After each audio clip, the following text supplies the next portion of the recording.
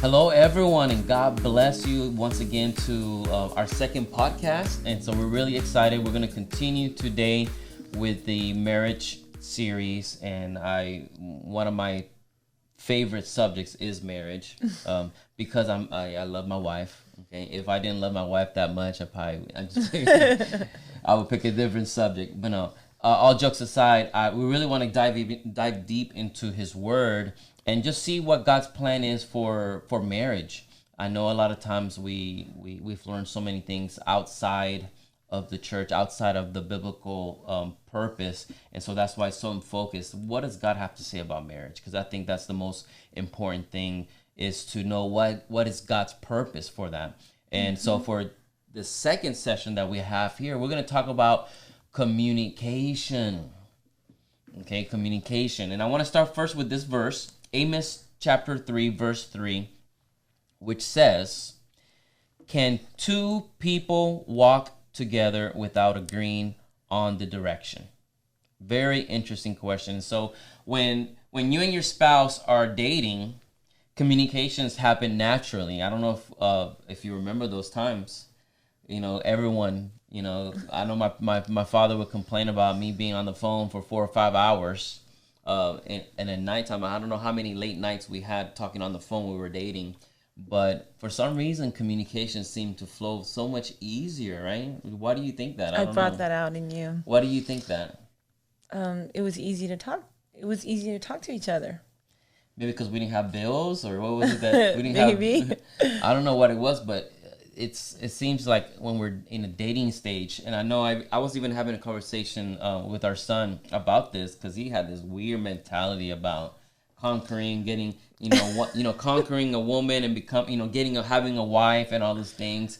And then not having to worry about a lot of things, like later on, if we're older, we don't need to, worry about too much about our weight, or, not, because we already have a wife, and a wife has to love us. And so there's a mentality that, once we conquer the woman, we got her, till death is apart. She's stuck with me, kind of deal. And so marriage starts to go down because I guess maybe in the Already dating, won. yeah, in our dating, we're trying to conquer, get a wife, and once we have a wife, we forget that we have to continue to conquer her Every day. Every day for the rest of your life. every day. That's why I try to work out as much as I can, just to be able to have that energy to be able to every day, And so when you're married, successful communication must become intentional. It requires work. It requires a lot of work. If you want your marriage to be great, your spouse needs to feel safe enough to share their thoughts and feelings with you. Dennis, can I say something really quick? About the Bible verse, can two people walk together without agreeing on the direction? It brings to my memory the uneven yoke. Because a lot of times we think that the uneven yoke is just talking about dating. If you're a Christian, or we generalize it to someone that is a Christian dating someone that's not a Christian, but two Christians can still be unevenly yoked, and it has to do with them walking in the same direction. I just thought that was a good connection to make between those two. You want to make sure that you're as a marriage, even in dating, that your lives are going towards the same direction. It doesn't have to be in the same line, but at least in the same direction, because if not, you pull. You're pulling you're pulling in different directions. Yeah, So I thought it was awesome. It's a very deep verse, because then you have to kind of define or kind of break down what it is to walk together. Because I can be unique. You can be unique. Like I said, we're completely different. You are totally different than me, and I'm totally different than you. But we are walking in the same direction. We have chosen to come together and walk together, uniquely, but together. Exactly. Not dragging each other. Oh, sometimes no. Yeah, I was gonna say the same thing. Sometimes we do have to drag ourselves, but it's coming out of a place of love and trust, because we're not always gonna be at our best. You know, we're not always gonna have our hearts aligned properly, and sometimes we need a little push from one another. And we check and balance each other. That's the important thing. Yeah. So if you want your marriage to be great, then communication is very important. And that'll only take place when you have an indestructible communication, which is why we're talking about indestructible marriage. You know, God's greatest plan for marriage. So one of the things that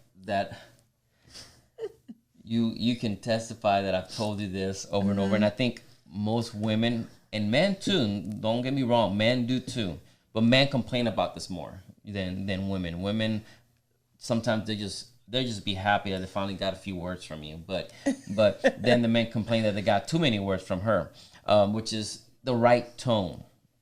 The right tone is so important. You know, tone communicates that you care, and it's impossible to communicate with someone that does not care. So your tone says so much. Your tone is either going to upset you, upset your spouse, or it's going to comfort your spouse.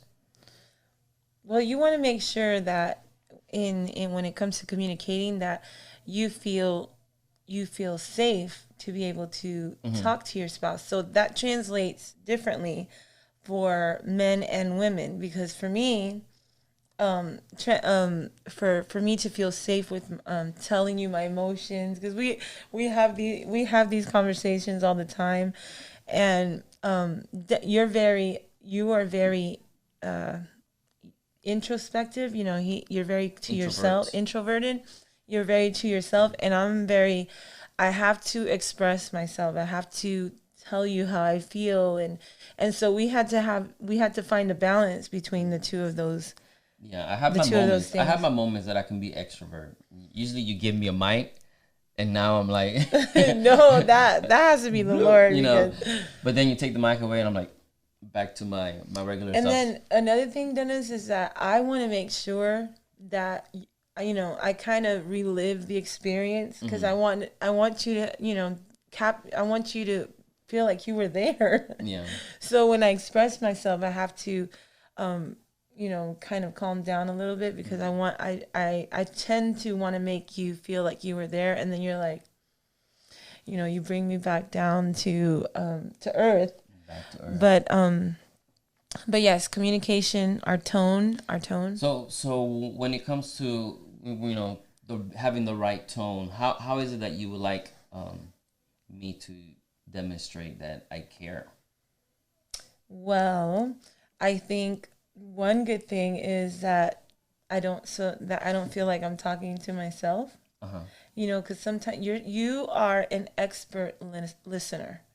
I mean, I think everybody that we know loves the fact that you're a great listener. I'm sorry, what you say? I'm sorry. Go ahead. But I'm a talker, and like as you're talking, as you're telling me the situation, I already want to solve your problem. You know, I already want to give you a solution, and so I've had to learn to slow down, to become a better listener. But for you, what I would love, or what we have worked on, is that that I feel that you are responding to, that you understand, that you can respond back to whatever situation. I don't know if that makes sense. Yeah. But how about you? Well, I wanted to answer this way.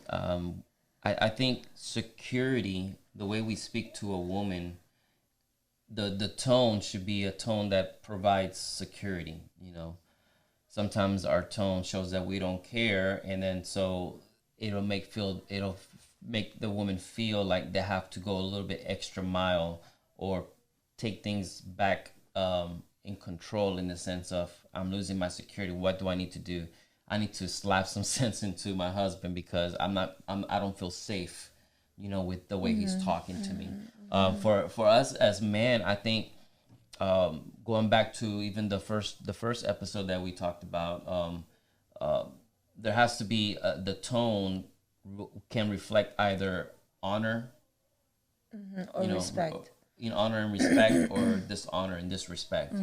And I think even we'll probably see later on, how God compares, a great wife, and that's the kind of wife that we would love to see, men would love to see. But it also talks about how not having a good wife can be, having a horrible wife is in the sense of, for example, where the Word of God talks about, a nagging woman is like a drop of water of rain dropping on your forehead over and over and over and over.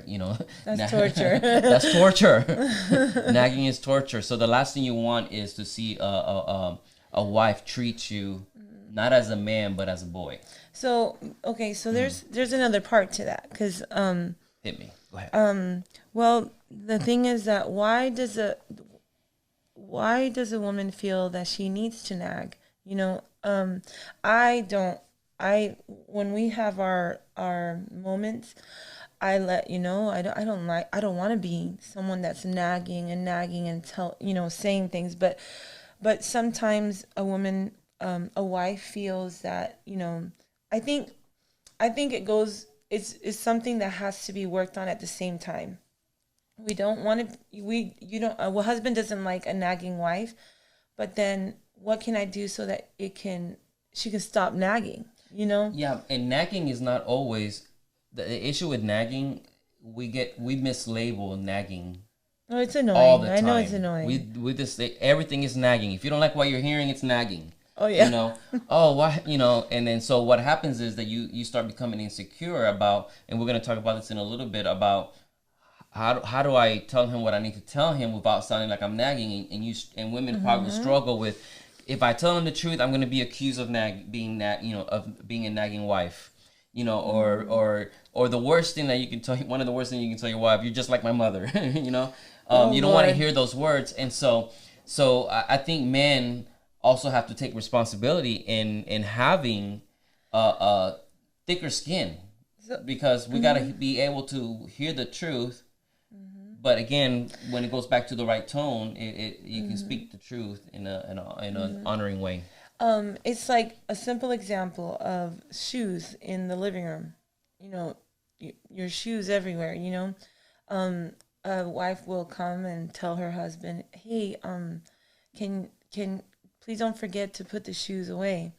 Okay, yes. Okay, I'll do it in a minute. Then an hour comes by and and then you're like, "Hey, can you not forget to put your shoes away?" "Yeah, no, I was just going to get to it, And then a day goes by and the shoes are still there.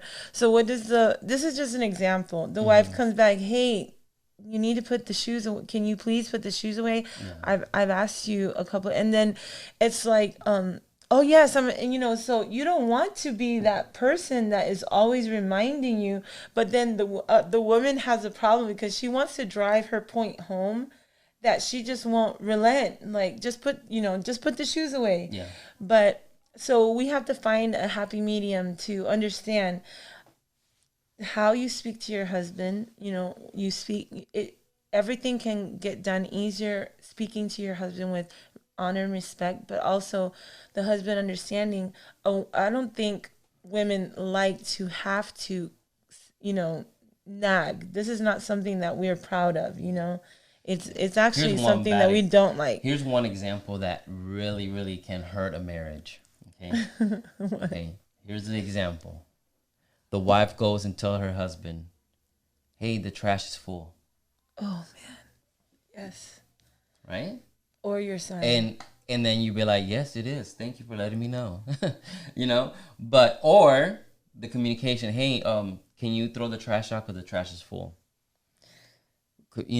One can be worse than the other, because one is probably not going to get the man to move. It's just weird how men and women, we can be a little condescending sometimes. Yeah. Women can, to drive that point home, we can be a little bit condescending. But once again,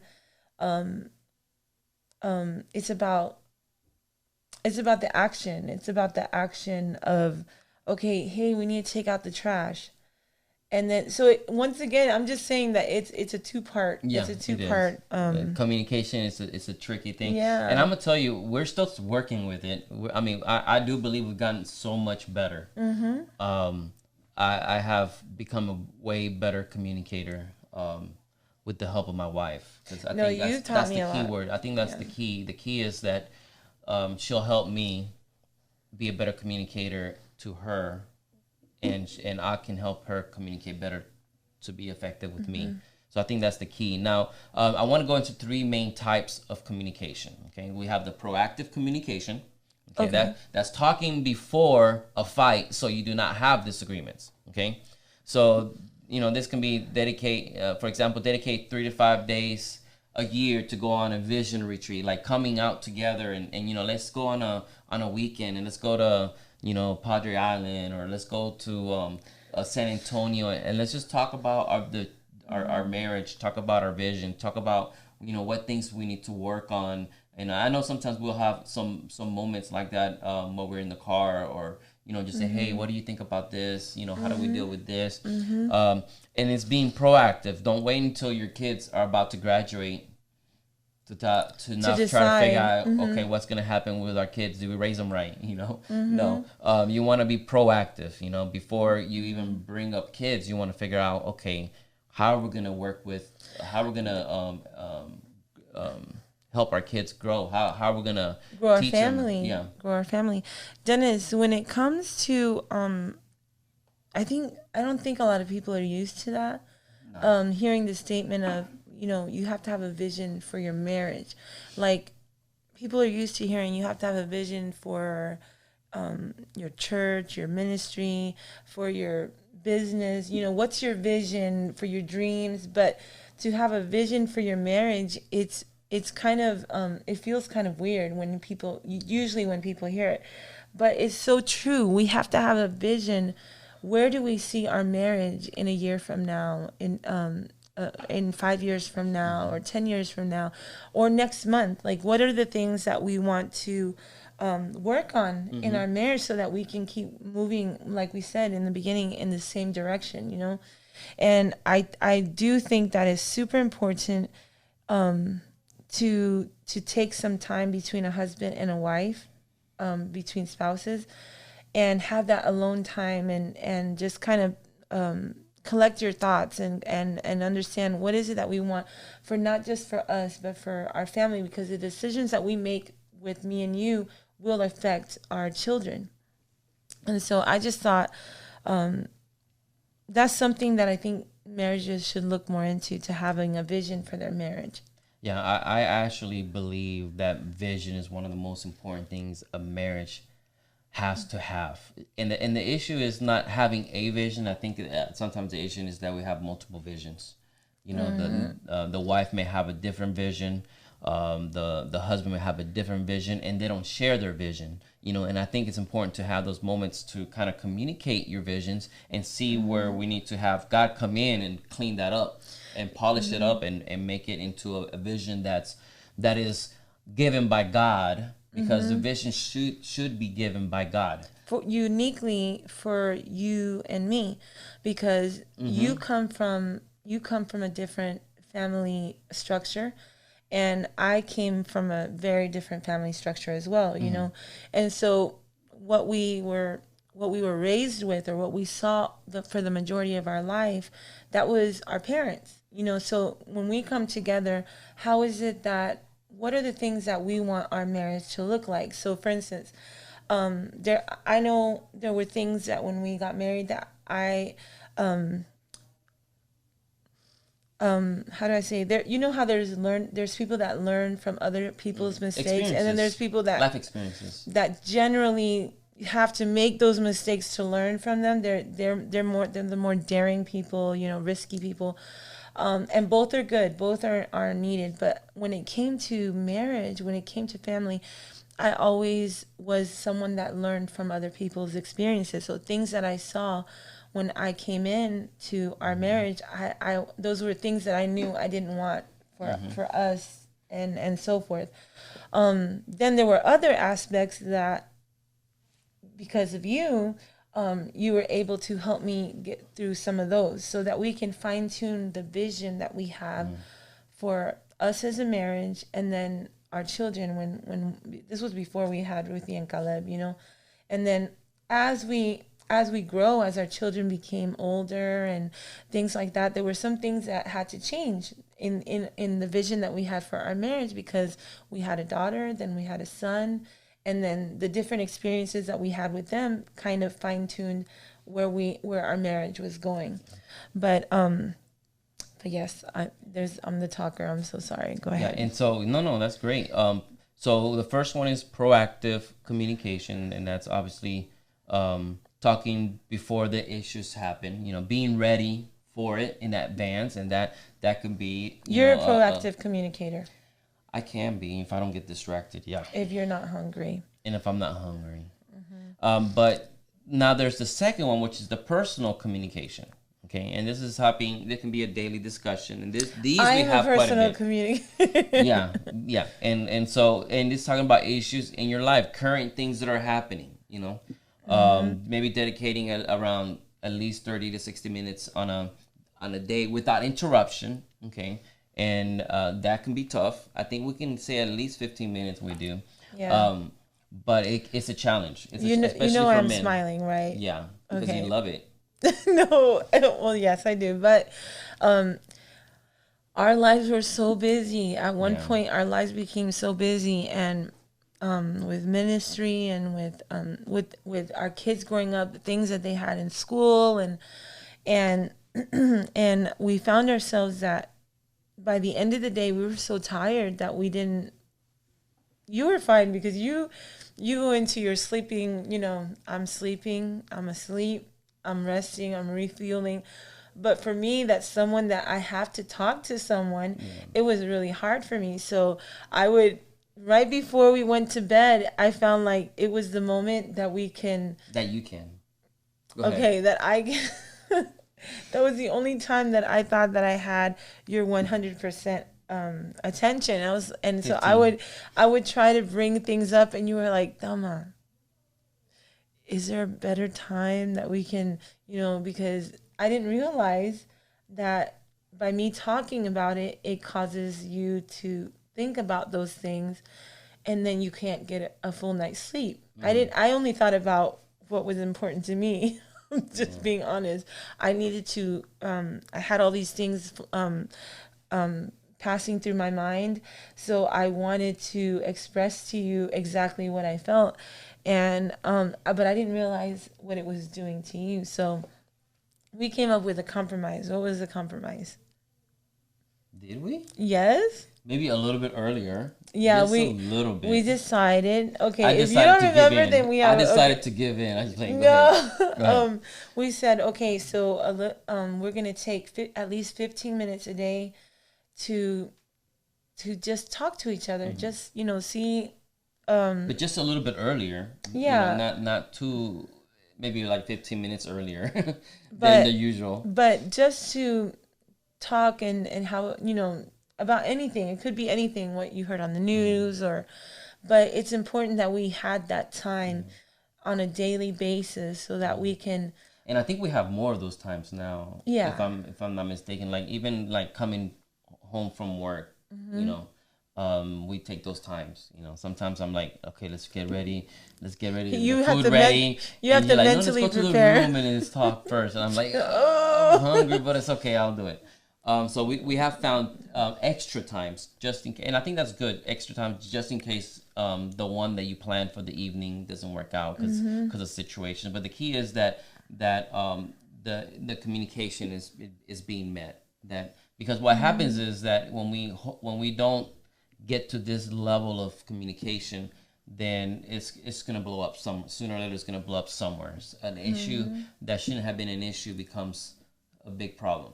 One more thing was that I remember we had a conversation one time where, because you didn't, I don't know what caused it, but we were just talking about something, and I had told you, I feel like every time we talk, I'm telling you about my issues, about the things that I feel, but I never hear, because once again, you're a great listener, but I never hear your concerns or your issues. I don't know. I never hear you talk about Yeah. them because that's something that's just not, that was never something that you did, and I expressed to you that sometimes it's hard because it makes someone feel like, okay, I guess I'm the only one that has all these issues, Yeah. and it wasn't until I was able to communicate that to you that you were like, okay, wait a minute, no, that's not it at all. It's just that, as a husband, as a man, you tend to carry that burden. You don't want to give it to me, but as a wife and someone that wants to express things, I want to hear it so that I can help in whatever way.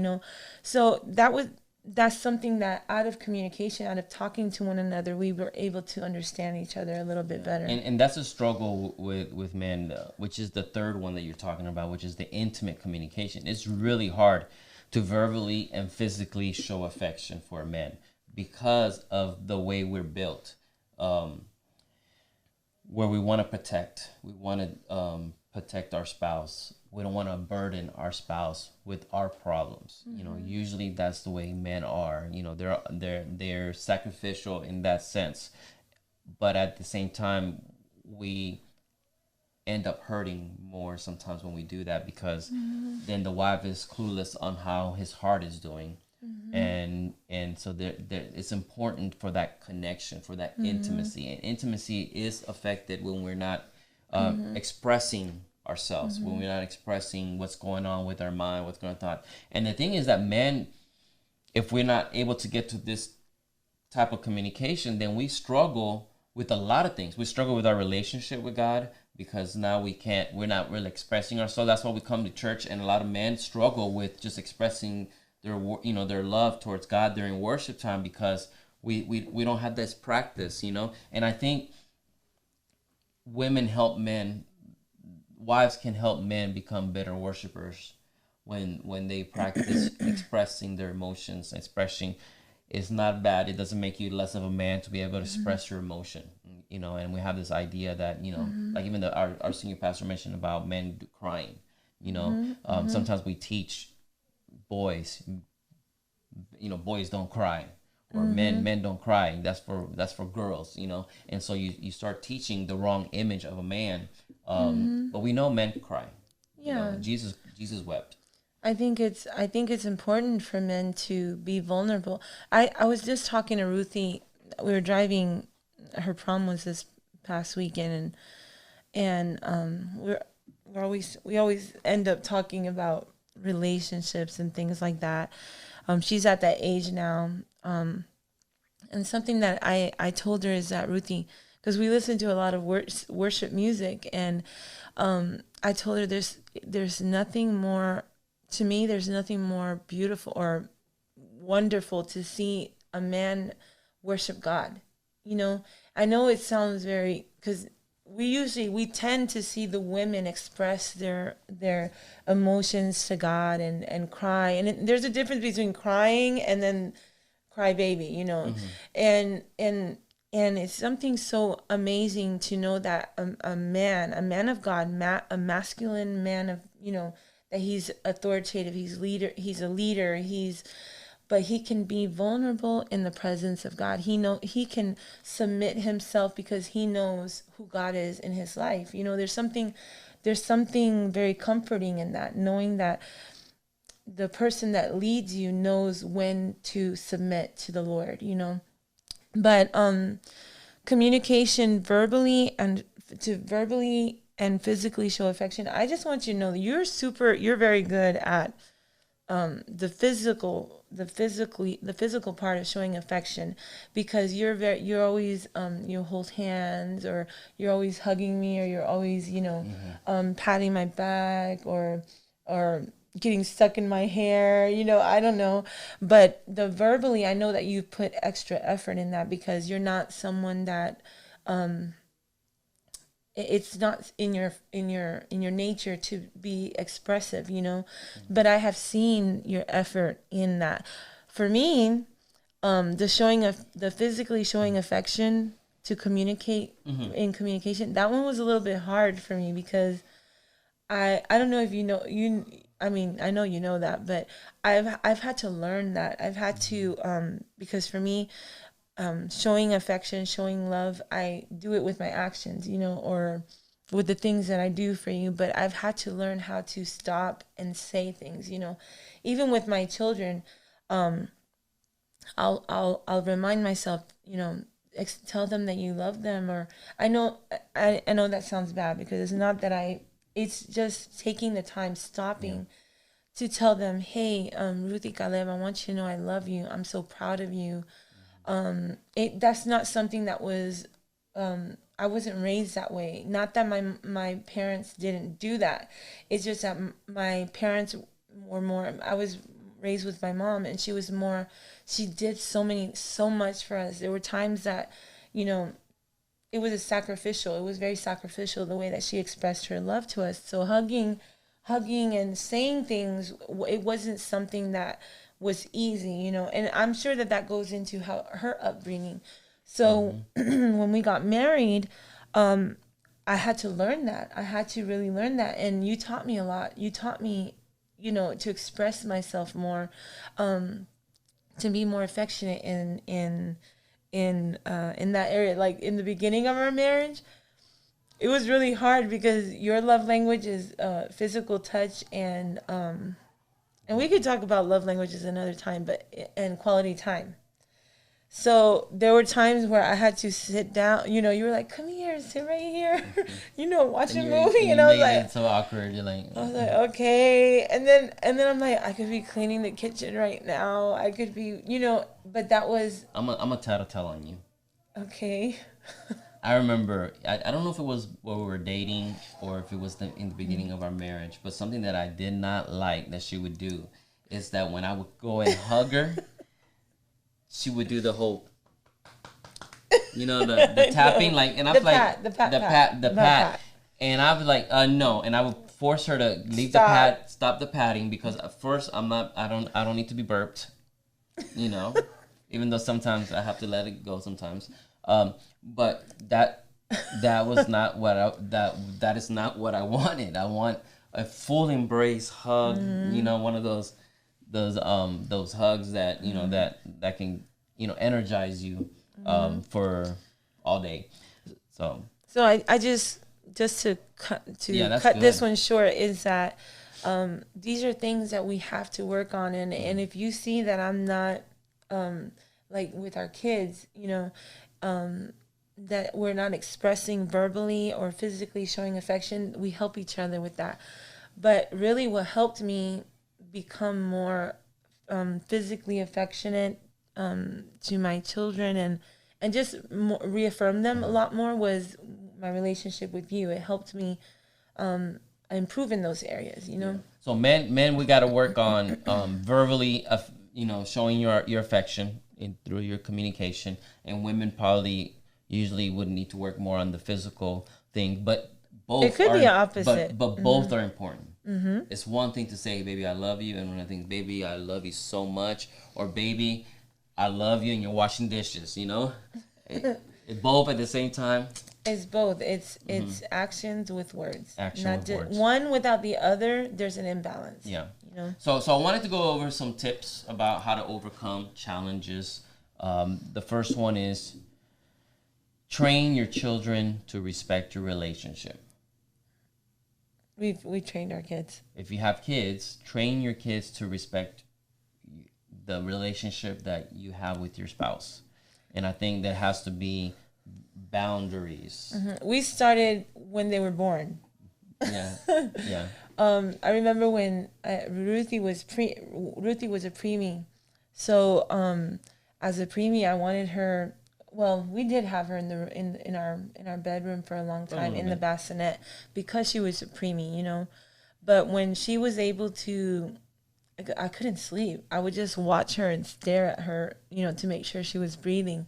But when she became of age, and everyone has their own different, I guess, experience with this, but for us, I remember you were always like, okay, no, Get out of here. she needs to sleep in her room, because our bedroom, our our kids need to know that this our bedroom is It's a sacred for holy us. sanctuary. It's for me and you, and so because I know that there's some marriages that they'll have their babies sleep with them, and then it's a little and it surpasses time, you know.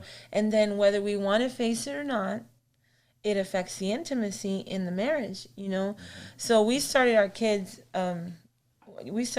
really really young to respect our relationship. And then growing up, especially with Caleb, Both have been guilty, but yeah. both have been guilty. Ruthie had her moments, but with our children, we let them understand how we speak. No, do not speak to your father that way. Or you were very strict with our kids in regards to no, you respect Oh, when your kids mom. defend one of their parents, they Oh, get no, in the no, middle no. of the conversation and try to defend one of them. Oh, no. That has happened, and Yeah. we've had to tell them, this is a conversation. This is something between mommy and papi. You need to stay.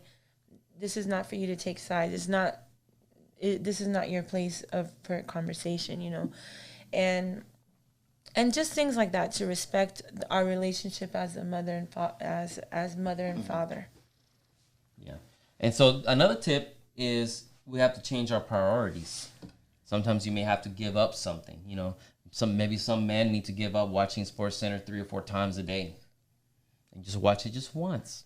Watch it just once. Maybe that evening one, the prime time show that you watch, you need to put it aside so you can spend time with your wife and build on that intimacy, build on that communication.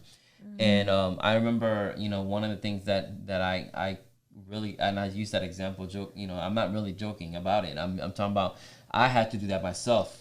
Well, I used to watch Sports Center like 3 or 4 times in the morning before going to work. This is when we first got married, and but it didn't. I realized that it was taking time that I could be spending with you, and so I kind of gave that up. I think I only started watching it one time, and then now I don't even.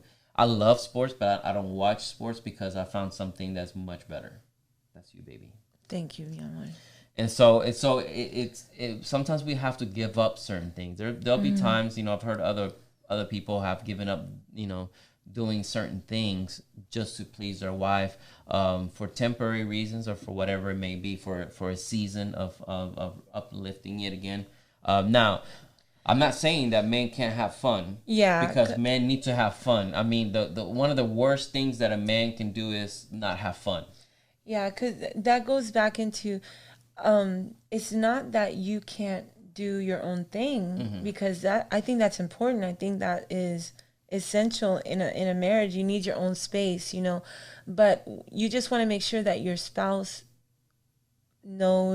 is secure that they are a priority in your life. That's it. But not that they have to be your everything, because I think that's dysfunctional when you want to make your spouse your everything, you know. But just that your spouse understands that you are a priority. For women, it may be spending time with their friends or talking on the phone, you know. Date night. So you just want to make sure that your husband, you give your husband or your spouse, for men and vice versa, is that they know that they're secure in knowing that they are the priority in your life. Very good. Very good. And another tip is eliminate distractions and plan communication. I think being intentional is That's the important. word. We have to be intentional, and I know in some areas I need to be more intentional myself, but we have to be intentional. And I think I'm glad that you've taken this, because this topic has been, we've grown in this topic because really you have made that a priority. Because I'm all about feelings. Yeah, you're all about feelings. I used to joke around with you that, oh gosh, I'm getting in trouble. No, Dennis. Just like, you know, because pregnant women are emotional. I said, you've been pregnant your whole life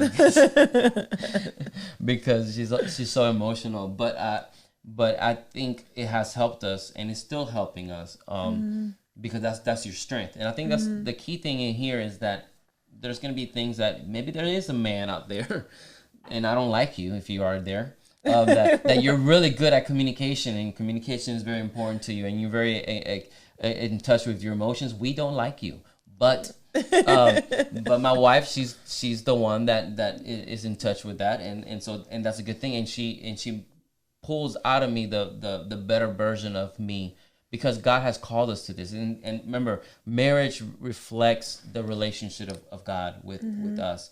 And sometimes we struggle with communicating with God. And God has sent the Holy Spirit to help us with that communication. And so the wife helps. So the next thing I want to talk about is about an atmosphere of trust. You have to give your spouse the freedom to complain. And we talked a little bit about this last week. Your spouse will not trust you unless they know they can complain without paying a price. And I think that's so important. And I think there was times that I gave you a hard time because of that. You know, I would throw the card about, you know, you're nagging, or hey, you know, you're wrong, or whatever. Maybe I would get defensive. But now I've learned that I need to listen, let it digest, let it marinate a little bit. If I have to pray about it and ask God to, hey, this woman is telling me this, is she right? You know, or if you have to correct the perspective, or if we have to correct it, you know, and that will happen. But there has to be an atmosphere of trust. And what I mean by that is that not everything that we feel is a reality. You always tell me that. You always say, because I'm always like, well, I feel this way, you know? And then Dennis always responds to me, your feelings are real. I'll say it again. Your feelings are real. But your feelings are not the reality. Are not always the reality.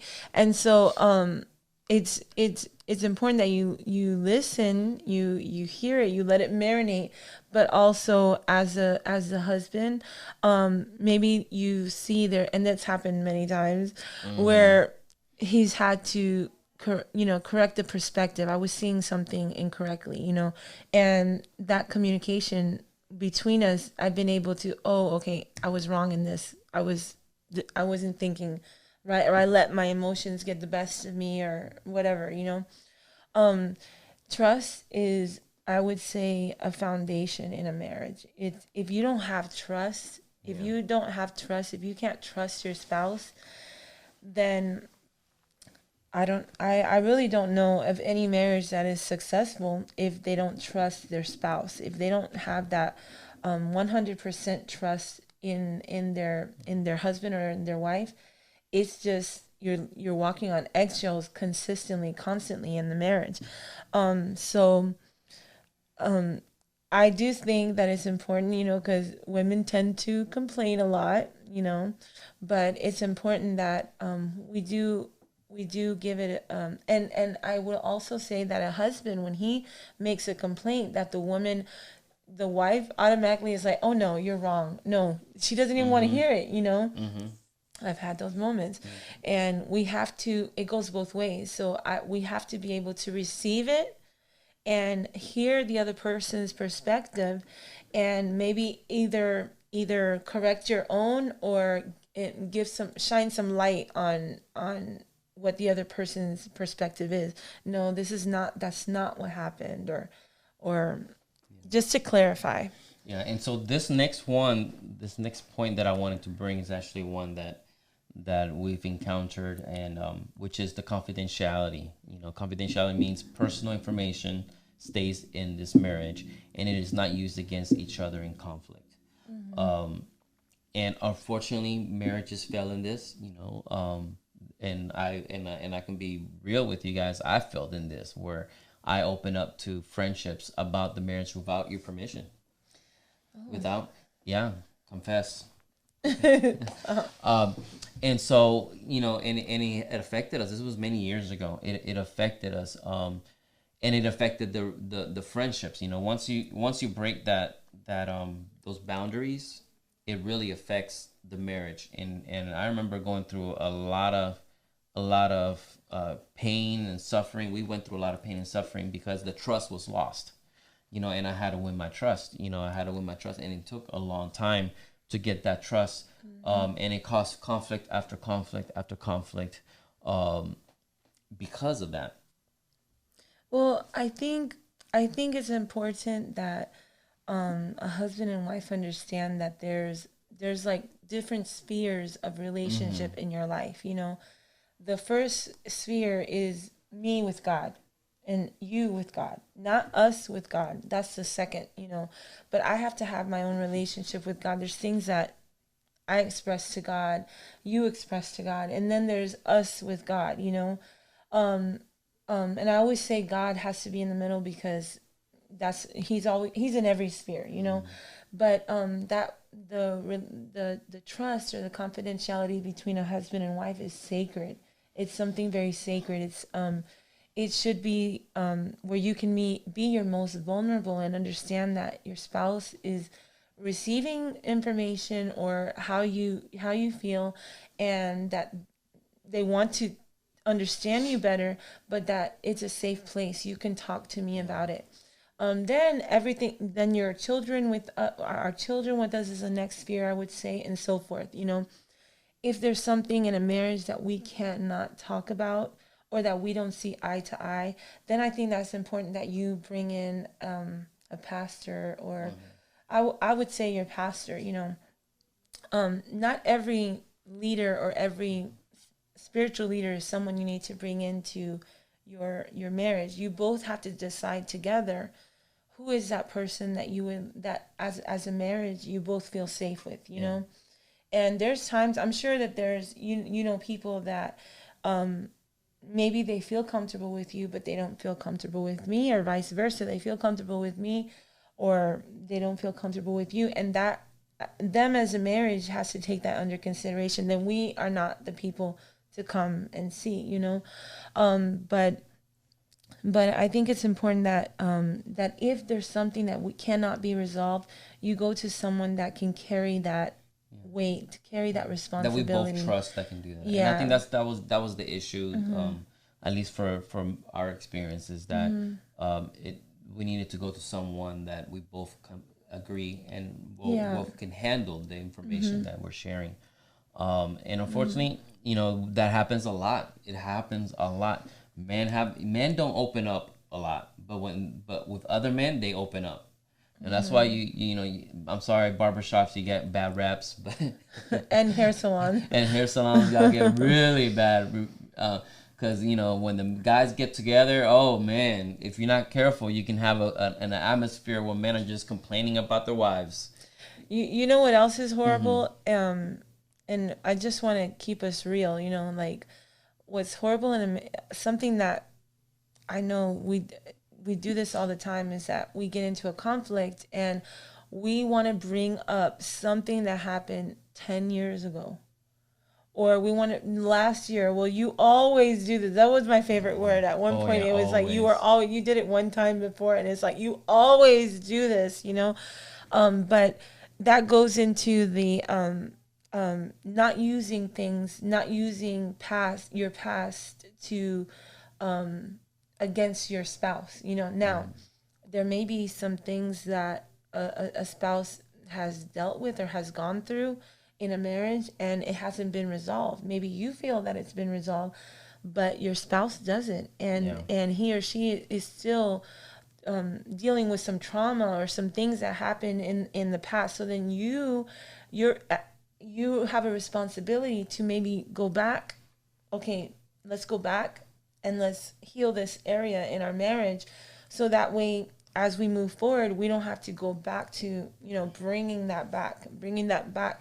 Sometimes we like to bring our dirty laundry back into the present, But if it's something that's consistently even for happening, our previous relationships, if it's consistently happening, okay, you got to stop and let's resolve this, because we're not moving forward in our marriage. Yeah, once you lose that atmosphere of trust, it'll start crumbling and getting harder and harder to dig deep into the situation. So I recommend, wherever you're at in your marriage, that we work on that as a couple, you work on that trust, because trust goes so far.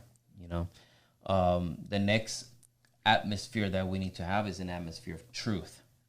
You know, relationships without conflict are not as satisfying as relationships that have learned to overcome conflict. So the key is conflicts will come. Situations will promise. Come. You know, as a matter of fact, I think we've grown so much more because of the conflicts, okay, that we were able to overcome. You know, God has called us to be more than overcomers. You know, we're more than conquerors. So in other words, we're called to conquer things. It's like here in Texas or here in Central, the ice storm that we just went through a couple of months ago, that we've never gone through that. That was just, it was really hard. It was a scary time. It was an uncertain time, you know, but as a family, we dealt with it together, and I'm sure that if that ever happens again, we're going to be prepared, you know. So conflict or situations like that, they have the capability, if you learned from it, to make you stronger, to make you more equipped to deal with things that will come in the future. Yeah. And it's sad because even through this pandemic that we're going through, so many people have either gotten stronger as a family or families have been destroyed. You know, we see so many times suicides. As a matter of fact, just earlier today, I read in the news a mother and a daughter that were killed in their home by their son. The son came and killed his mom and killed his sister. Oh my. You know, so many situations are happening where people are taking their lives, getting depressed, anxiety is up to the roof because there was a situation, there was a conflict that they either overcame or were overcome by the conflict. And I think in relationships, every marriage, the marriages that are strong marriages, the ones that you see that you're like, wow, that's a great example right there. And we have quite a bit of few in our church that we look up to. It's like, wow, you know, he may have these issues, he may be a little grumpy and things like that, and it's like, but look at their marriage. You know, they love each other. You know, they love each other. They protect each other. You can see that they're a very strong marriage. And I guarantee you that if you ask them, a marriage that comes to mind is hermana Rosa y hermano Naves. Oh yeah. That is a beautiful and they marriage. have gone through things, and it's awesome to hear them. And so overcoming situations is what helps us. And I love the example that you gave, because when we had no electricity and things like that, I wasn't discouraged. I was like, okay, let's do what we can. You know, let's come together and let's do things, and let's make the best out of this. And I think it's important that we overcome those conflicts by doing that. And I want to read Ephesians 4:15. Where it says, but instead we will remain strong and always sincere in our love as we express the truth. All our direction and ministries will flow from Christ and lead us deeper into him, the anointed head of his body, the church. So it's so important to have truth. You can't build truth. You can't build the relationships on you know how people say fake it till you make it? No, that doesn't work. That may last for a little bit, but sooner or later you're gonna have to deal with the situation. You can fake and pretend you love your wife and that you're being faithful to her, but if are struggling with lust, sooner or later it's gonna come and get you. You got to confront that issue. You got to confront that situation. So we have to build on truth. Only truth can build. You can't build anything on anything else but truth. And so truth is so important. Our foundation, our faith is found on truth. Jesus is truth. Jesus spoke and it was done. God spoke and it was done through truth. So it's so important that we build with truth. You know, it's not about, oh, baby, you're the best in this, you're the best in that. I know that sometimes we exaggerate a little bit, but there's going to be times that we have to speak, you know, the real truth. Hey, babe, you know, maybe a little bit less seasoning this time, you know, rice with, codfish. Yeah, it's a little too salty. No, it's a lot salty. Let's be honest here. So we got to speak truth sometimes, okay? I mean, that sounded so bad sometimes. But there's gonna be times that you're gonna have to speak truth to get rid of some other things. Okay. Much of the truth that must be spoken in marriage isn't absolute truth. Often we need to express how we feel and what is real to us. So for example, and I think you mentioned this quite a bit. This is how I feel. This is how I feel my truth is. Okay, but that truth may not be truth. So it's don't not call absolute it. truth. It's not absolute truth. So sometimes that's why communication is so important, because sometimes like a husband may say something to him is no big deal, and then the wife later on may say, "Hey, you said this to me. You made me feel this way. You were accusing me of this, you were judging me." And then when you listen to the husband say, "No, I wasn't judging you. I was actually trying to encourage you." What are you talking about? And then so those conversations need to happen. And the faster, the quicker it happens, the less of suffrage you go through because of it. Dennis, even in just what you said, it's important that we there's been times where I'll say, "No, you made me feel like this, or you did this to me." And we've had to come to like a middle ground where I've had to change. Well, I feel that I feel because that's where you go into the accusation. I'm accusing you of doing something that it's from my perspective. So I feel that you did this to me, or I feel that you said this in a condescending way, or I don't know, but it's important that we understand it's how I feel. Yeah, your perspective is important. Yes, because it is important, but it's how I feel, and give the spouse the opportunity to correct that perspective. To clarify that. To clarify it if needed. So perspective needs to be shared. They need to or be shared. The spouse will say, "Oh, I didn't realize that I made you feel that way," But when we start, it's about how we talk to each other. So if you did this to me, or then you're being the judge, and the jury. You're saying this was. There's no due process. There's no. You're wrong. You're wrong, and that's it. And so how we communicate our feelings is important. Yeah. So true. I want to read real quick John 1:14.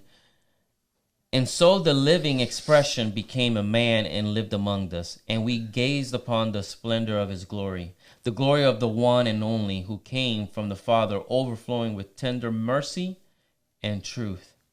And so we see here that God came with truth.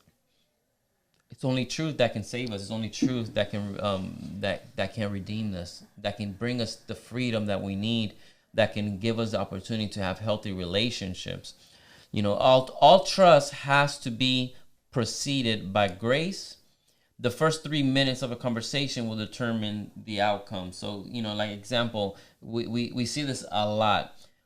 Conversations start out really bad, and so we attack. There's no grace. It's just you made me feel this way. You did this to me, blah, blah, blah. And so those first 3 minutes of how it begins, it will determine how bad, those 3 minutes it could have been a 3-minute conversation, but since there was no grace, it becomes a 3-hour conversation. And we've had those. We've had some nights that we were like, it's 3 a.m. and we still haven't come to a conclusion. We haven't gotten to a resolution. And we're like, what do we do? Because the Word of God says we can't sleep in our anger. Oh my gosh! So we've had to because of those 3 minutes, becomes a 3-hour argument. Yeah. You want to say something? Well, I loved the verse that you brought, because it says that as we gazed upon the splendor of His glory, the glory of the one and only who came from the Father. So here comes Jesus, the Savior, the one that has. He's the ultimate. He is the most. He's the powerful Christ, and it says that He comes with tender mercy and truth. So the most powerful individual is coming, but with mercy and truth and grace. So it's giving you the example that no matter what, we need to come into all situations with grace. Sometimes we want grace to be given to us. We expect it. We expect grace to always be given to us. but it's very hard for us to extend grace, you know. So I think that's I thought that was a great verse to illustrate that. Very good. And so I wanted to kind of go over the importance of a team having a team spirit. A team spirit is created by valuing your spouse's differences and admitting you're for each other. Okay. There's an old saying that if both of you are the same, then one of you is unnecessary. Can you imagine having two Dennises or two Thelmas? Two Dennises will get nothing done probably, and two Thelmas will be World War II. Yeah, it'll be chaotic. But I think the whole key about having a team spirit is when an argument happens, when something happens, it's not about making my case. It's not about making her case. It's about making our case. In other words, I want our marriage to be successful. I want our marriage to be happy, to be joyful, to be so we walk in God's grace, that we walk in God's mercy, that we're able to have intimacy in our relationship in all areas of our lives. Okay, that happens when we fight for our marriage rather than fight for ourselves. You know, like, you're wrong and I need you to understand me right now because what matters is you're hurting me. You know what I mean? And so instead of saying, you know what, let's have a team spirit. It's not about who's right or who's wrong. It's about let's find the truth. Let's find the healing. Let's find the whatever we need to have to bring us back to focus, bring us back to God's purpose. And I think a lot of times we find ourselves struggling with that idea of, man, he doesn't understand me and this and that. But okay, maybe he doesn't understand you, but are you understanding him? You know, he's not understanding me, but I need to understand him also. And so when we come into a disagreement, we need to come into that team spirit that, you know what, you know, we don't want this situation to get out of hand. We don't want the enemy to take advantage of our flaws right now. Let's figure out what do we need to talk about. What do we need to do? Dennis, first I want to say I absolutely love that you're completely different than me. I love all the parts of you that are different than me. I love it. Your personality, your character, I think it balances me. I have, like, for example, like right now I'm going to correct you. You don't like when I'm hungry. No. See? No, you get mean. Unless I'm fasting, then I'm connected. But I love the perspective that you bring, or your calmness, because I'm a very type of person, and you bring that calmness. So there's the differences that we have. I have learned to value them over the years in our marriage.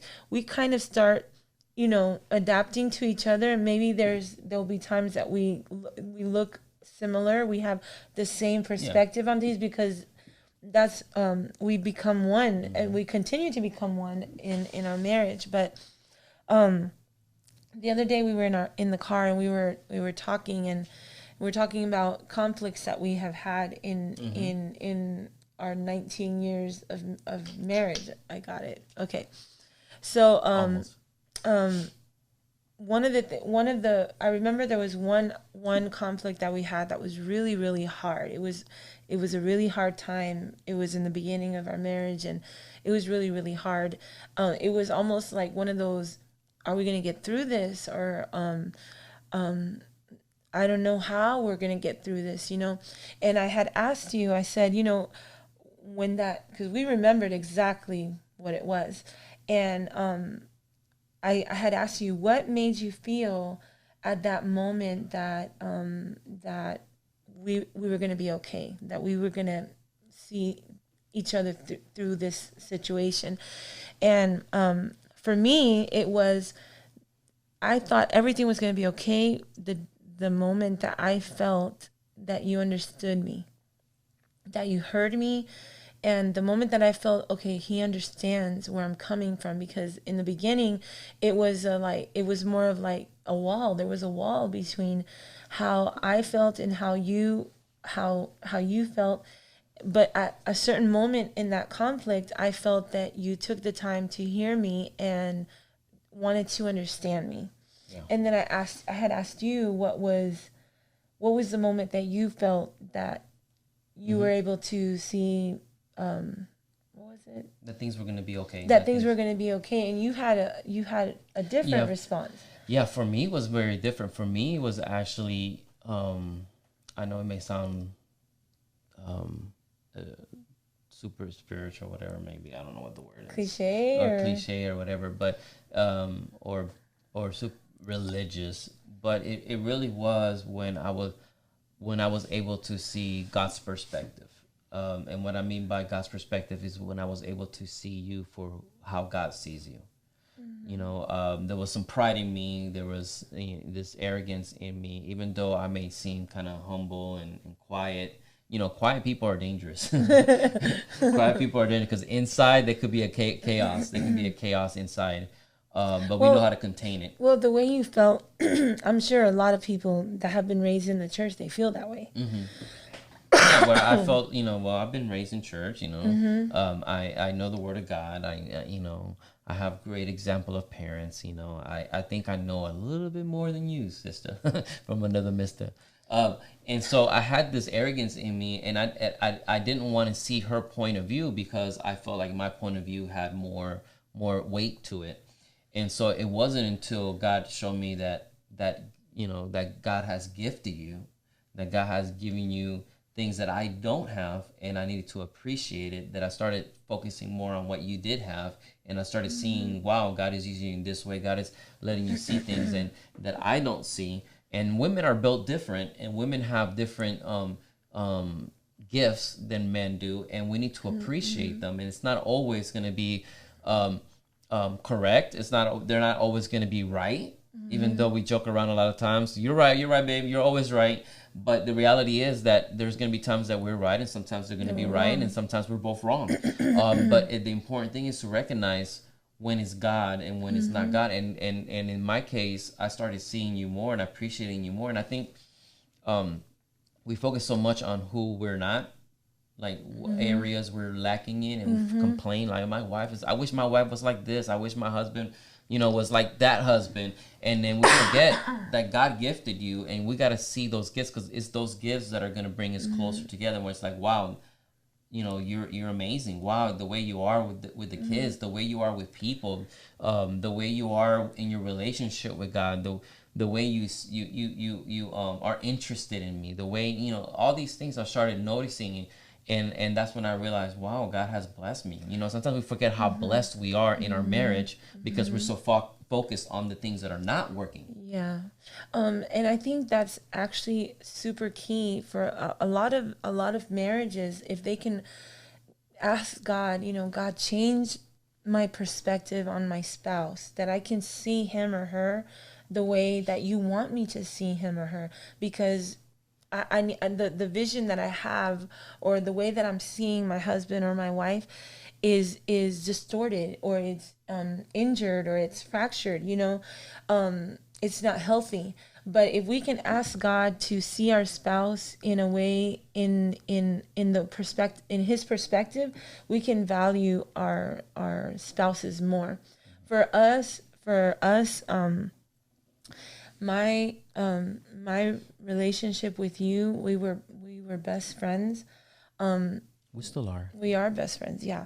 But I'm just saying that you took a place in my life that no one else has ever taken. No one else can be in that position, And I, as a wife, and this goes for husbands or wives, but I want to make sure that our marriage stays healthy. So there's things that maybe we have to be able to be free to have those conversations with our spouse. Hey, I saw this, or I saw this, whatever, and be free to talk to you about it, to talk to our spouses about it, because you're going to protect the integrity of our marriage with me, and I'm going to protect the integrity of our marriage with you. It's important that as a marriage we protect one another. That's a sacred relationship, and we have to work towards that. Team spirit for the team, for the team. So words matter so much, you know, and we see that in the Word of God, how words matter because it affects our communication, our lack of communication.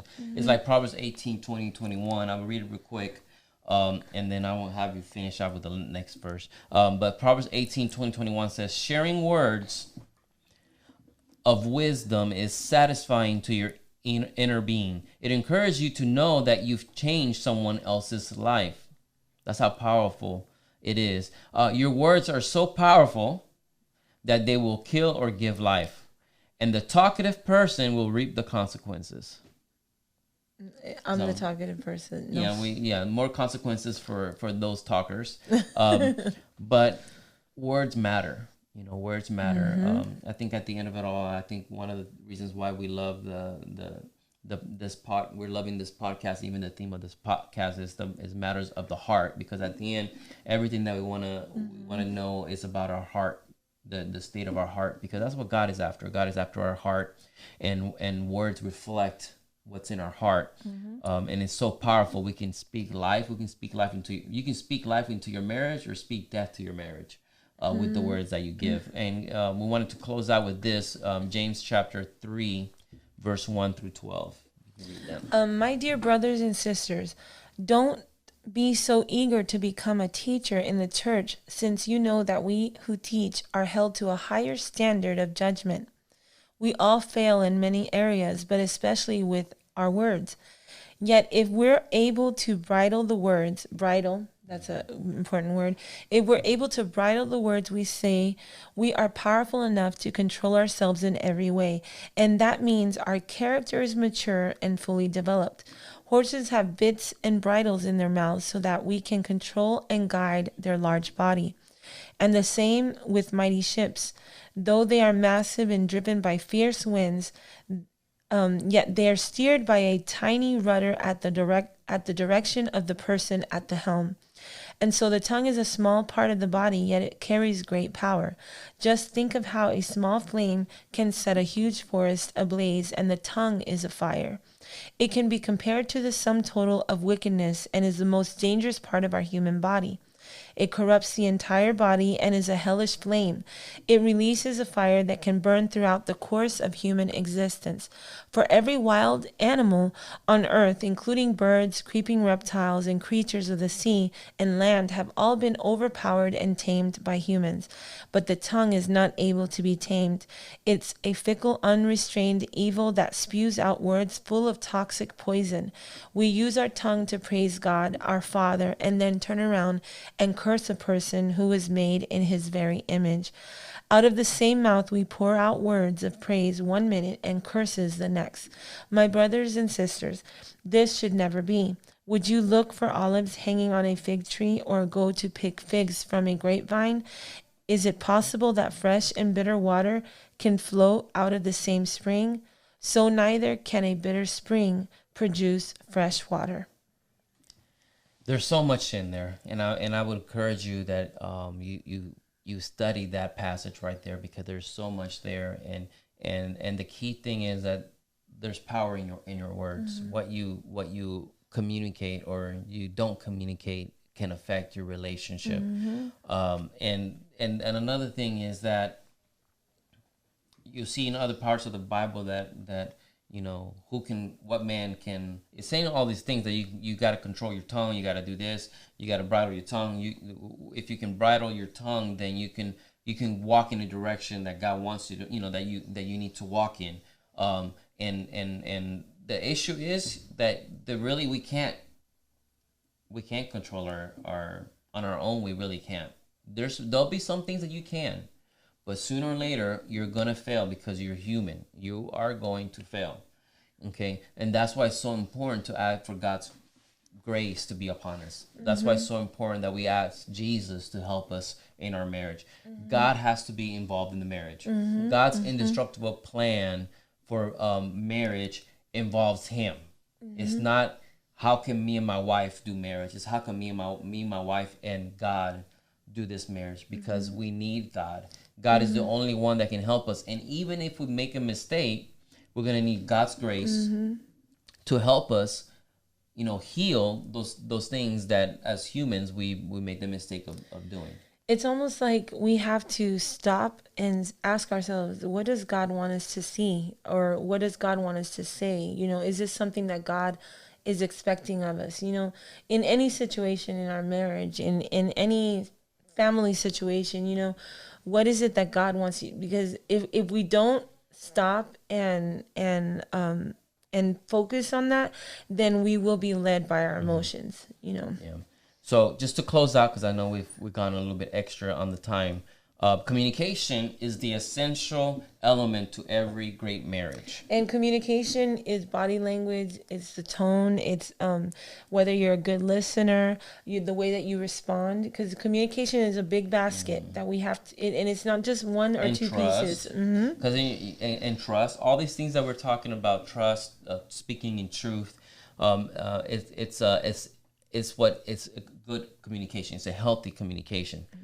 Getting to know another human being requires talking. I don't know if you ever got a chance. I know that there's some challenges in some marriages where one spouse only speaks one language, the other spouse speaks another language.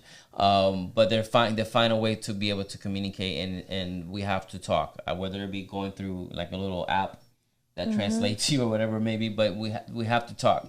Okay. It's how we fall in love. It's how we understand another person's heart.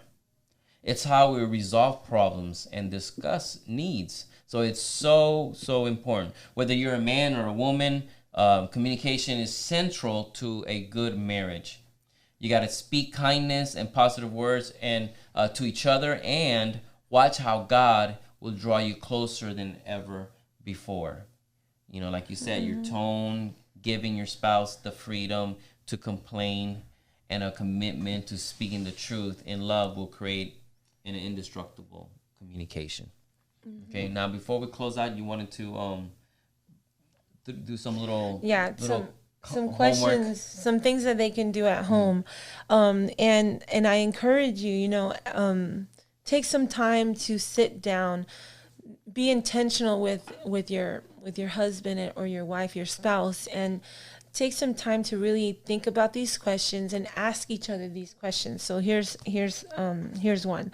What are some words from your spouse that encourage and uplift you? What are some things that you want to hear from your wife, or what are some things that you want to hear from your husband?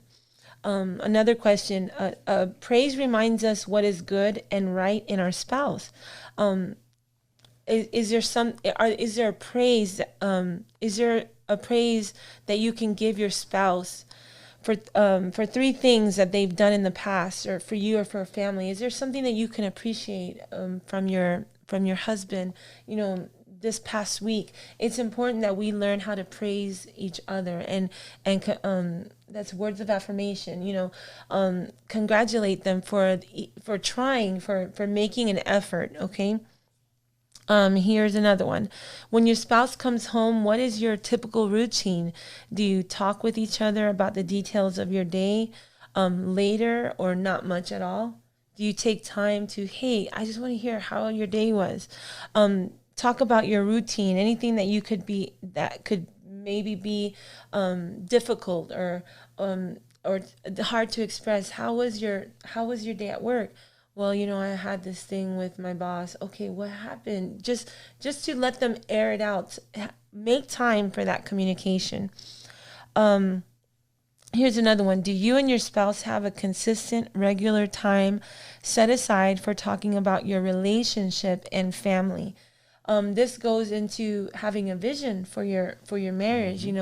Take time to sit down and talk to each other. Hey, what are some things that we can improve on? What are some things that, talk about your children? What are some things that we can, how can we improve in our son or our daughter's life, or how can we help them? What's the direction we want our kids to go into? If not, consider how you might fit such a time into your schedule. For example, set aside time to talk without interruptions when the kids have gone to bed.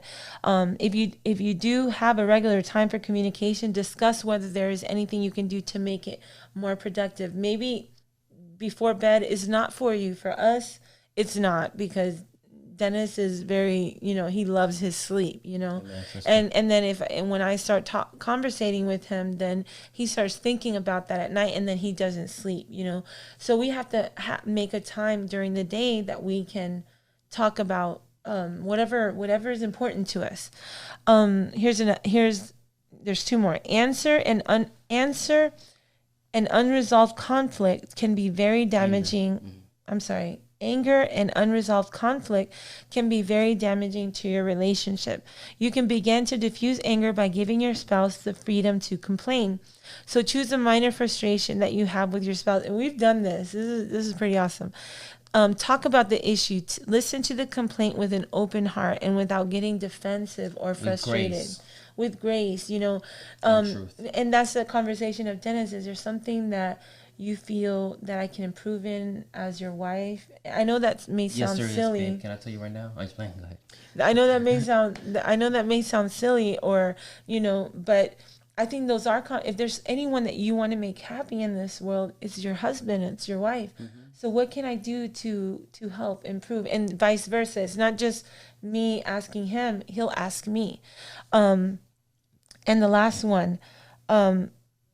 Now that you have heard your spouse's perspective on the issue, what could you begin to do to make them feel better? So this is really important, because you want to give them the freedom to complain, but then there has to be an action afterwards. There has to be a plan of action to improve, because if not, all you are doing is complaining and filling in that cup of the complaint.